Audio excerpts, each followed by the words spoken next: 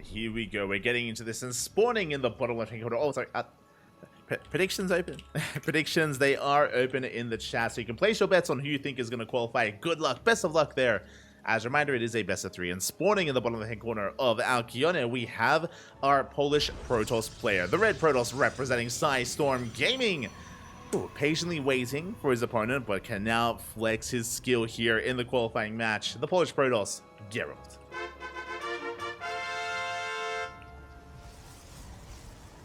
And spawning in the top right-hand corner, we have his opponent. We have the blue Terran player, currently teamless, but deserving to be on the team. He just took down Uthermo. He took down Wayne as well.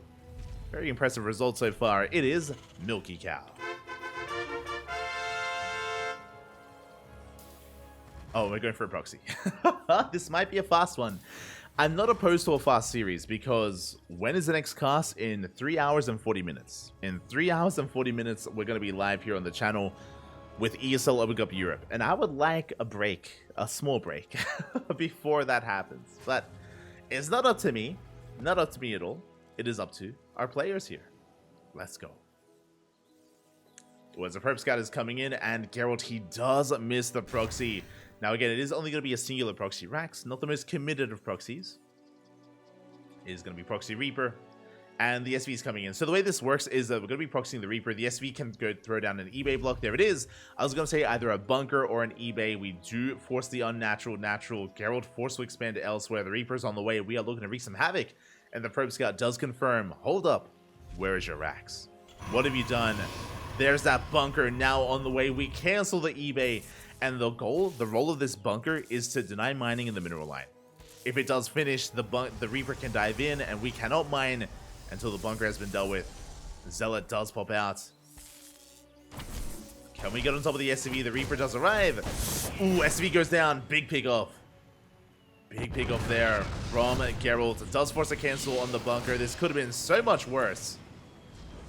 And the Reaper is now going in further, but the Stalker has arrived. Across the map, we're transitioning. We have the factory on the way. We're going for Proxy Marauder. Oh my, he's crazy. He's doubling down. He's doubling down here with Proxy Marauder, not just Reaper. Marauders are on the way. Aye. Yeah, Hellions are amassing. We are going to be transitioning with a CC behind this. So none all in, but we are committed.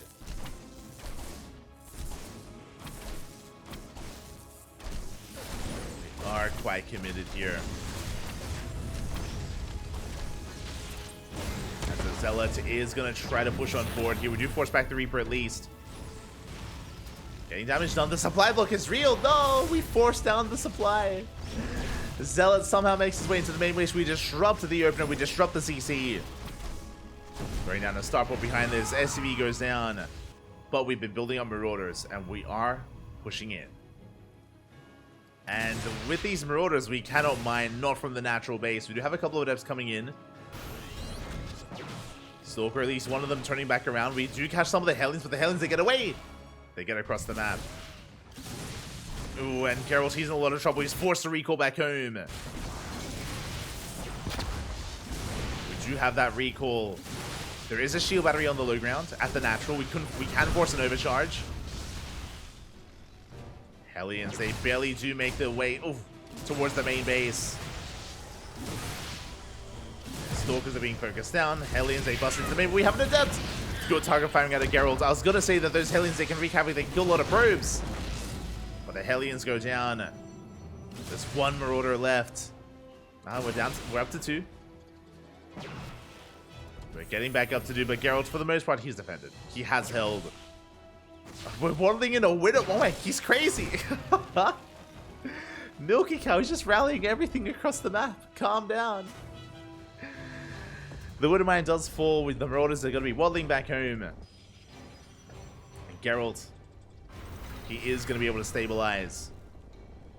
Getting into additional gateways. Getting into this 3-gate setup. 3-gate setup here from Gerald. Does focus on one of those Marauders as well. He catches both. Barely. Will keep his Stalker alive. Good target firing there out of Gerald. And back at home, what do we have to work with? We have a third CC on the way. We have a tank. We deny mining at the natural. MilkiCow is in a lot of trouble. And again, this third CC tells us that MilkiCow is not going for an all-in. The command center's on the way. It tells us that MilkiCow's trying to macro out of this and get into a longer game. Banshee does reveal itself. Cloak in production.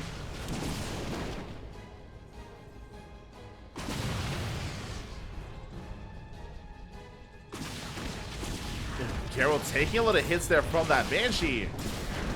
But he will get a kill. A Banshee goes down. Thankfully, there is another Banshee on the way. Cloak does complete. Gerald's... he's got an observer. I was about to say, like, has he read this well and is he getting ready for Banshee harass? The answer is yes. Does have detection. Does have that observer.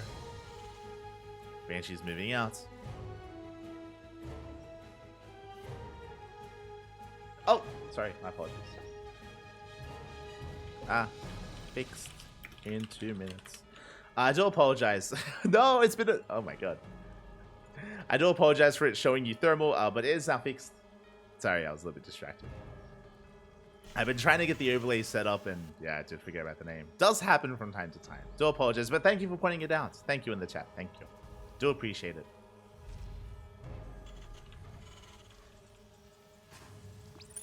Do appreciate it, as we do have high ground vision. No blink. Oh, sorry, blink is done. We do have a decent amount of stalkers. We're diving into the main. We are going for the dive. The tank looking a bit exposed. Can we focus down? We do have a clutch repair. There we go. We do repair in time. The tank does hold. MilkiCow stabilizing you on 2 bases.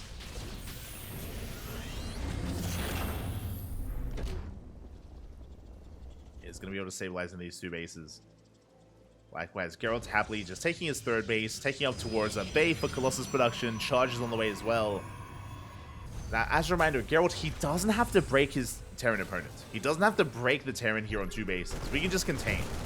The win condition for Gerald can just be to contain MilkiCow, delay the 3rd for as long as possible, get our own 4th base up and running, and look to just macro out of this. There's no pressure on Gerald to force the issue. If he does, he might overextend. Oh, the Banshee! The Banshee goes down. We do miss the Cloak.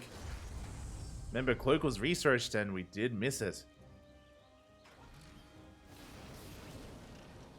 3rd base now being taken. It is spotted. We are going to be trading out a Stalker. Oh, let's be failed to escape.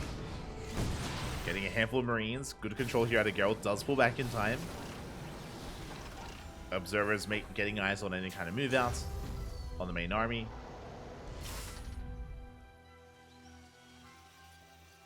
Oh, and as Milky settles down here at his 3rd base, we get a big warp into the main. Charge is done. We do get into the middle line. SCBs are going down. At the same time, Stalker's going to be threatening that front line as well. Tanks are sieged. And we're committing. Yeah, we could dive on it anyway. We focus down the 1st tank. We focus down the 2nd and almost the 3rd tank as well. Oh, it's so close. We get it. Barely with the final swipe. The tank goes down. We go for another big warp into the main base. More boys being pulled. More SCVs falling. And even though Gerald, he's trading out his army, it's worth it here. He has the better economy. He's breaking the 3rd. Mine shot going to be going for the friendly fire. No! SCVs, they take a lot of damage. 21 SCVs go down. The trader mine. And a good dodge there out of Gerald as well. Very nice control. There's still zealots in the main base. Finally, they're being cleaned up. But I expect... Oh, there we go. I heard a warp in sound. It was just the prism unsieging. We do pull back. MilkiCow, he's holding. He's holding on here to his 3 base setup. He's on 44 workers. He's down 20 SCVs. And Gerald, he's getting a 4th.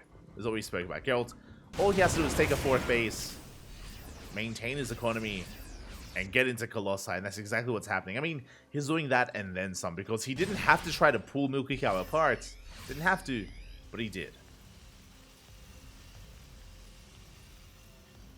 The damage dealt was insane. 23 dead workers. And what have we lost? Zealots, a couple of adepts, 9 stalkers.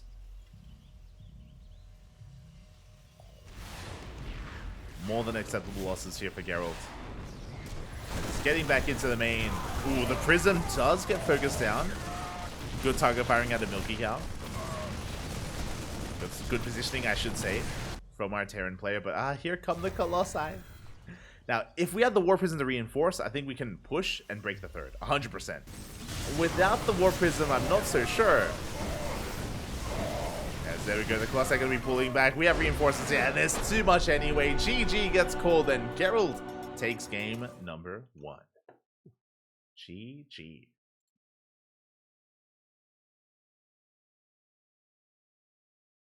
GG, well played. Gerald does take a lead in this series. And as a reminder, it's a best of 3. It is a best of 3, not a best of 5. Very little room to work with here. MilkiCow, the pressure is on.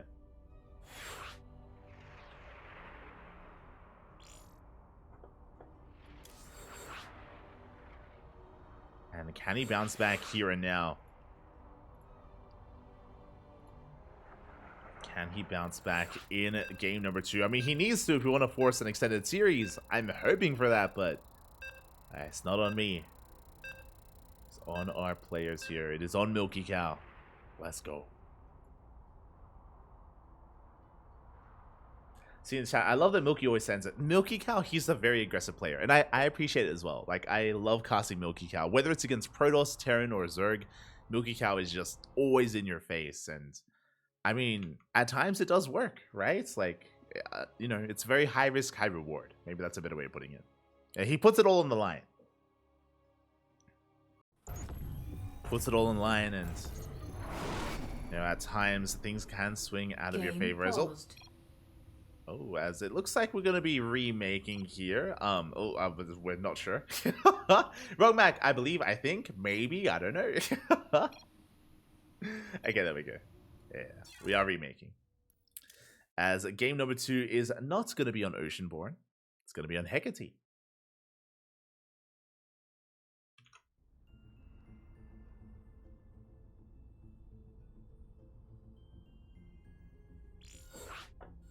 I'm going to be loading into Hecate here. Just catching up with the chat. What race did you thermal win with? I'm unfortunately, I don't know. I just know it was random. Just know it was random.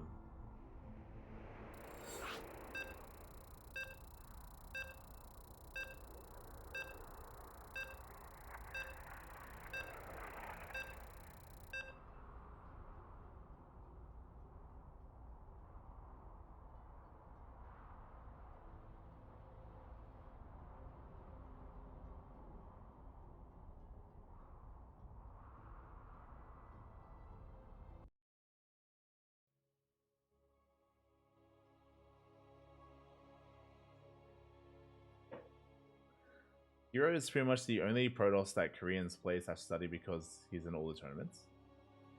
Kind of. I mean, I see some people in the chat throwing some shade at like Classic Creator. I would not say so.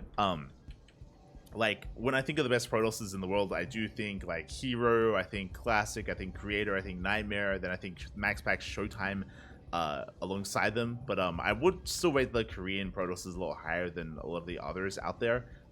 They're a little bit overshadowed because I don't see them as often, but they're pretty good players in their own right. This is in regards to the previous series. But here we go. We're getting into game number 2. That's by the by. We're getting into game number 2 and spawning in the top right-hand corner of the StarsWar 11 Last Chance EU NA Open Qualifier. This is it. Can we qualify? Can we make it through into the closed qualifier? He's one game away, representing Sidestorm Gaming. It is Gerald.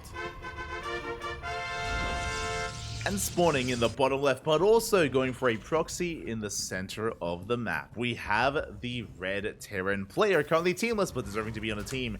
Made it this far. Can he make it even further? Can he force the ace match? It is MilkiCow. Going for the proxy racks. It's an Ursadak, that's it. I keep calling it an Ursadon, but I think the Ursadon is the modern version and the Ursadak is like the primal version, I think. He's no shot. He scouts. Gerald, he does move out with the probe scout. He does come across the racks, and with that, he's going to try to shut it down. I believe the racks should finish. But Gerald does get eyes on this, so he can prepare back at home accordingly. As the Reaper is on the way, SV thereafter. We do send out a second probe. Ideally, this is to deny the eBay block. There it is. Nexus is already on the way. on location, and there is no eBay block available. There's no bunker available either, as the SCV is just far too low. We're going to be switching out one SCV for the other, though, as we want that bunker. Up! Oh, we will throw it down. Bunker is on the way, and can we finish it this time? Remember, the power of this proxy is to get the bunker up, but it is cancelled. It is denied. Zealot did arrive in time. And back at home, we're transitioning out of this. We're pivoting away. First Reaper has arrived. We are investing into additional Reapers. This time, we're not going Marauder. Reaper dips in. He wants a probe. Oh, so far, he does get one. He gets two. He wants the third probe, and he looks like he will get it. 3 probe kills in total. Pretty good damage so far. Ooh, but that's 3 probes for the Reaper, as the Reaper is sniped. Good movement out of Gerald. Does shut it down. And now we're floating back home. We're getting out of this proxy. As the dust does settle, I mean, MilkiCow has potential for more damage. He has potential. He still has a second Reaper. But now he's stuck with his racks not producing anything, not making any add-ons. It is going to be an inefficient start here for MilkiCow, as it looks like he's trying to get into a Widowmine drop. Meanwhile, first Widowmine shot goes off. We get in! The Stalker does manage to slip in, and can we delay the starport? It's going to be close. We do get a kill on the SCV. Boys are being pulled. They try to go for this round. Unable to. Another SCV falls. And again, it's a Twilight Council Blink-based opener. Now, how many gateways do we go? 2, 3, or 4 gateways? How aggressive does Gerald want to be? Meanwhile, MilkiCow expanding. Because of these Stalker Scouts, we were able to get eyes on the 3rd CC. We were also able to get eyes on the additional Widowmine production. So Gerald should be fully aware that a mine drop is coming. We are preparing for that mine drop. Speaking of the Widowmines, they're still stuck back at home. Ooh, we do barely avoid the shots. That was close. That was close here. Oh, as we get another SCV. You can see MilkiCow trying to bait the army within range of the shot. My shot goes off. He gets the Adept. Ooh, does pay off in the end. Adept goes down, but we did bleed out one of those Widowmines. Now we're going for a delayed mine drop across the map with only a single Widowmine here. Gerald chasing this back. Going for a defensive warp in. And this mine drop shouldn't get any damage done, but ideally it should scout. And there we go. We get eyes on additional gateways. We have 2 gates on the way, 1 gateway already done. It's going to be 3-gate blink out of Gerald. And MilkiCow should be somewhat aware. The mine drop comes in. Oh! Mine drop does come in. We don't waste the shot, but we have an observer, and we can take that Widowmine down. Oof. Doesn't get a shot off. Now, 3-gate blink is a very safe way to play, just because it gives you extra production to warp in to defend. It can allow you to gain some map control, but we won't be committed like a 4-gate blink would be. We won't be diving on top of the army or pushing into any of these tanks. We are getting our 3rd base up and running. So again, a much more defensive style here out of Gerald. Very safe play, that's what I should say. Ooh, he wants that medevac. And he will barely miss it. And medevac does barely manage to escape in the end.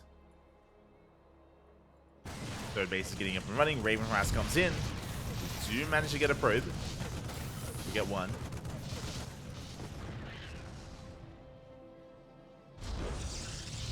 Do get a worker. Slipping into the main. Oh my god. Almost getting the observer in the main base as well. I mean, some decent auto target harass. Nothing major, only 1 probe kill. But at least we're keeping MilkiCow busy, and at least the Raven is still alive. Well, we're keeping Gerald busy.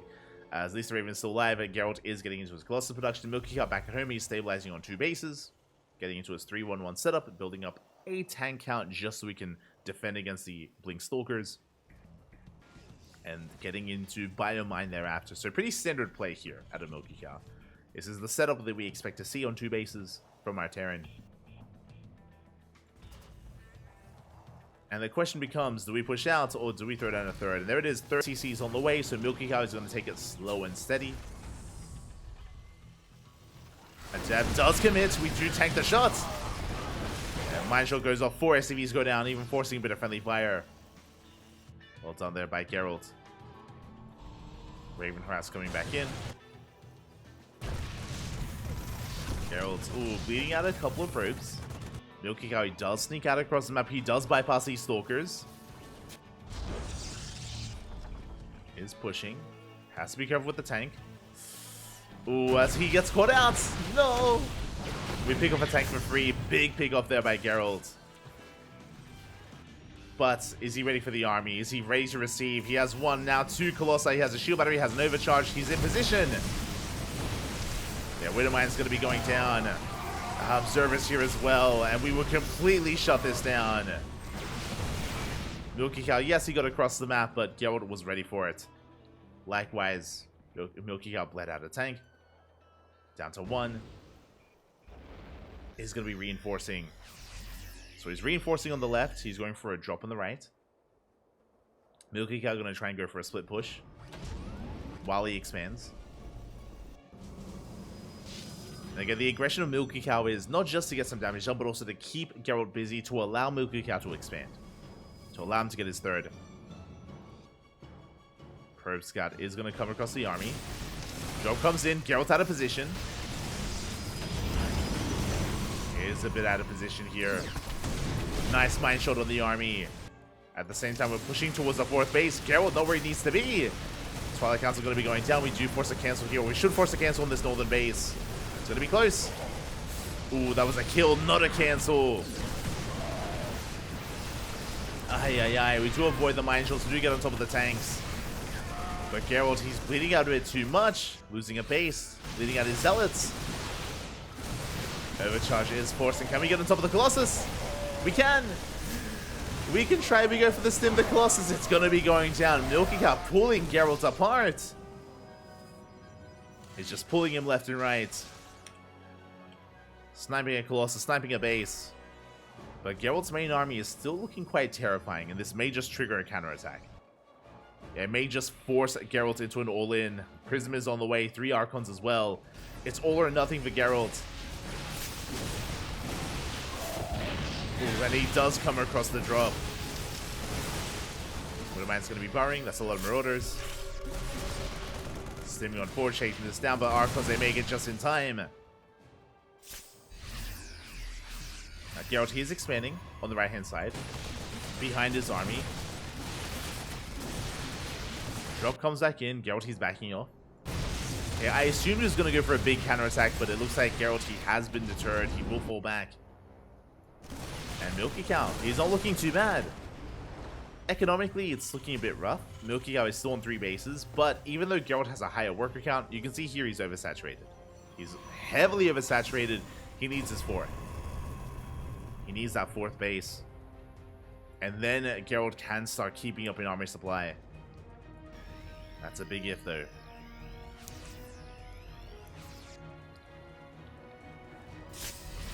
Storm is on the way. We're on how many Colossi? We're on 2. Ooh, wait. On 2 Colossi. Looks like the Bay was sniped. My apologies. I did miss that. The Bay was sniped. Twilight Council as well. And MilkiCow, he might just have too much. Vikings are pushing forward. We do have the overcharge.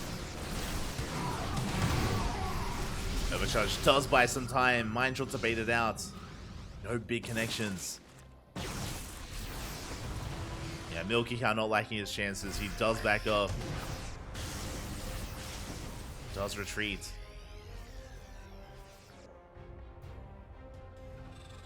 Meanwhile, do we have a 4th? There we go. I was like, do we have a 4th base? Now it does start up here for MilkiCow. It's on the way.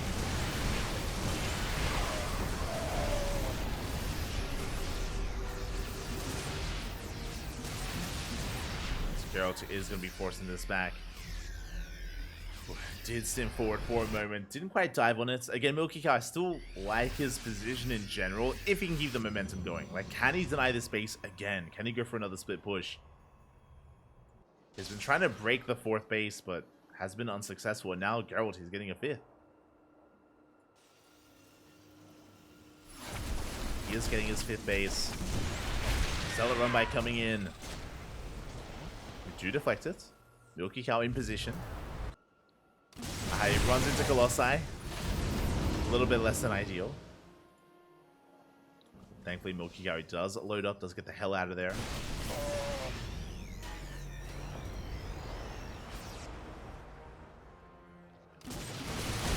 Does get the hell out of there. More Zel's going to be going down. We can see Gerald, he is starting up Disruptor production, but without Disruptors, like, his army is still a little bit vulnerable. MilkiCow can still break through. You get a cannon. The ghost a bit exposed. Ooh, one ghost goes down. The drop here on the right hand side is being cleaned up as well. MilkiCow throwing away a lot of supply. Yeah, the drop is cleaned up. Gerald pushing through. Takes down some Metamax, takes down some Marauders. These are expensive losses here for MilkiCow. Gets another loss on another ghost. Another ghost goes down. Expensive losses here. And here come the Disruptors. Here come the Purification Novas. Gerald, he has arrived. Blinking on forward, collapsing on the army, and Gerald, he's snowballing out of control. We do dive on top of the Colossi. We got one. But then we still have another behind this, and we still have Disruptors as well. Never goes off. No! Big connection. We take down the Marauders. Another Nova will connect as well. Not quite. Only Stalkers left. Wow. And a handful of Zealots. We saw that Immortal as well. 21 SCVs go down. Here come the reinforcements. What we were lacking. Mine shots are resetting. The base itself isn't going to go down. It burns down.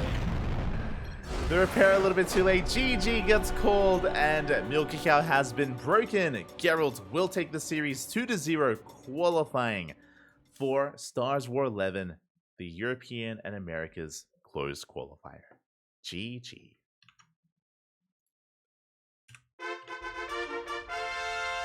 GG, well played. Congratulations here to Gerald for qualifying. I mean, he's an amazing Protoss player, and he's been doing so well over the past year of StarCraft. It's been amazing to see him grow as a player.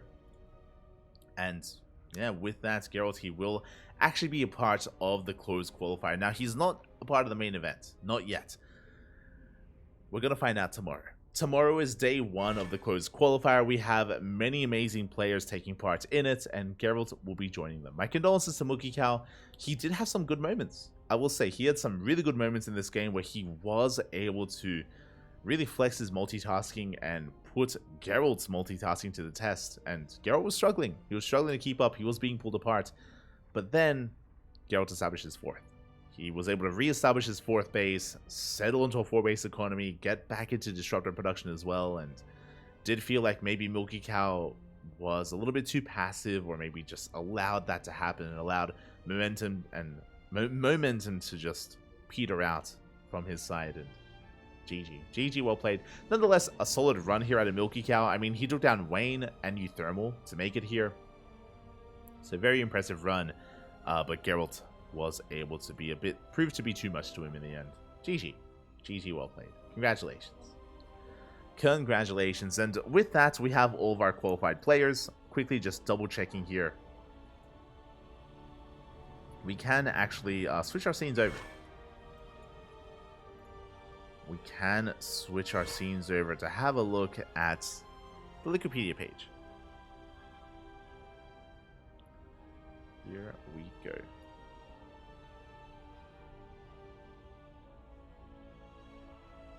Okay, so there we scrolling on in here, we can have a look at the run of our players. So today we had Gerald qualify here through the Last Chance Qualifier, and he's going to be joining many others. As we scroll down a little bit further, this is the bracket. We have Gerald, Shameless, Showtime, and Skilless. We have 4 Protoss players available here in the qualifier. We have 1 Terran in Spirit, and we have 3 Zerg players in a Laser, Nikic, and Raynor. Oh boy, so 8 players in total. Again, there are certain players from the European region that aren't taking part, The big names that aren't here are the Zerg players in Lambo. Lambo isn't a part of this. Serral either. Serral and Lambo, they aren't a part of this event. They did not partake in the qualifiers. The other big one is Hero Marine. Of course, Clem said that he's going to be traveling, so Clem isn't available, which is why he forfeited his spot. Otherwise, Clem would be a part of this. But Hero Marine is the other. It's Hero Marine, Lambo, and Serral. They did not partake in the qualifiers. They will not be part of the main event. And they won't be traveling, or they won't have the opportunity to travel to the offline finals, which is a shame. It does mean that it does feel like the European region's a little bit weaker as a result. Only a little bit. We still have, the best Protosses in Europe in Showtime and Skillus. We have Spirit, one of the best Terrans in Europe. I would say top 2, arguably top 3, depending on how you rank him against Hero Marine. And you have Raynor, top 2 Zerg. Top 2, second only to Serral. And a Laser as well, just under it. So some good representation nonetheless. And we have our bracket. It's going to be Raynor versus Shameless, Showtime versus Skillus, Gerald versus Nikic, and a Laser versus Spirit. Ooh, that is a spicy one. It's going to be played out in 24 hours. A Laser versus Spirit does stand out to me as a very, very intense series, and we'll most likely be casting it, or we will be casting all of it actually. It's all going to be casted tomorrow on the CranKy Ducklings. We are going to be live here with StarsWar 11, the European and America's closed qualifier. Again, it's going to be a multi-day event. Every match is casted, so it is double elimination. So we have these 8 players working into the upper bracket semis, into the finals, into the lower bracket as well. So a lot of games are going to be played out. A lot of matches are going to be had. Look forward to it. It's going to be a week full of StarCraft. Oh boy. With that, though, we are done. We are going to be wrapping things up.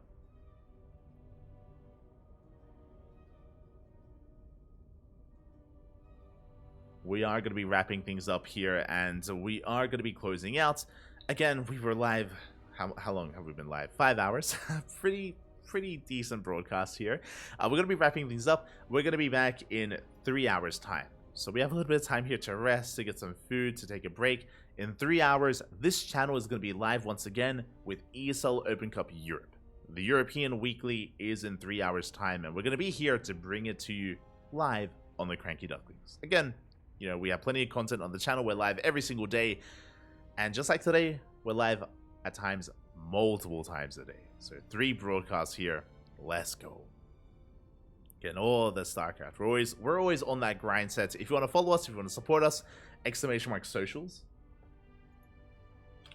!socials in the chat. You can get a link to our Twitter, Facebook, Instagram, YouTube, and Discord. As I just mentioned, we are also live on YouTube, and we also have plenty of VODs on YouTube as well. So you can check out our YouTube channel if you're interested in some more content. If you can't wait for us to be live, you can check out our VODs over there if you're interested. Likewise, you can support us on Patreon, !Patreon in the chat. Patreon does fund our tournaments, events like Sparkling Tuna Cup, Sea Duckling Open, and Master Swan Open as well. Plenty of events that we host here on the channel, and you can help grow our events via Patreon, if you wish. Otherwise, thanks so much for watching, thanks so much for the support. We'll be back in a couple of hours with ESL Open Cup Europe. Until then, enjoy yourselves, take a break, get some food, get some snacks, and come back for some more StarCraft. Until then, thanks for watching. Hasta luego. Ciao, papi, ciao. Hasta luego.